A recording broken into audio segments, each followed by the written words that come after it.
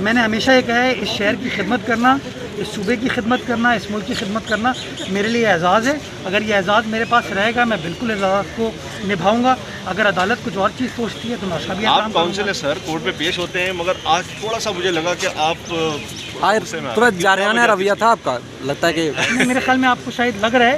और अगर मैं कभी थोड़ा सा अग्रेसिव होता हूँ तो मुझे उसमें माफ़ी मांगने में कभी कोई हर्ज नहीं होती। इसलिए मैंने अदालत को बाद में कहा कि I apologise if the court thought कि मैं अग्रेसिव हो गया। आपको हमने बहसियत वकील पेश होते हुए भी देखा है, लेकिन कभी ऐसा गुस्सा नहीं किया जितना आज आप गुस्से में थे।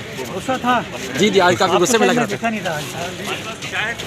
दोबारा एडमिनिस्ट्रेटर मैंने आपको पहले भी यही कहा था कि अदालत मेरा घर है, अदालत का मैं एहतराम करता हूँ और अदालत के सामने हमेशा रिस्पेक्टफुल तरीके से होना चाहिए। अगर मेरी बात तुरश थी तो मैंने उसके लिए अपोलोजाइज़ किया and the court was very kind कि कोर्ट ने इस बात को एक्सेप्ट करते हुए मुझे मौका दिया कि जो कराची की खिदमत का ज़िम्मा मुझे मिला है वो मैं इस तरह जारी रखूँ। पार्टी की पॉलिटिकल एक्टिविटीज अब छोड़ देंगे आप?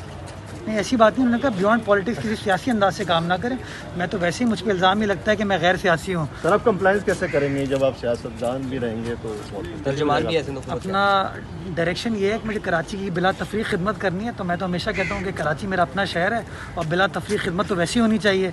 तो इंशाल्लाह वो सिलसिला जारी हो सकता है। बिल्कुल रहूँगा।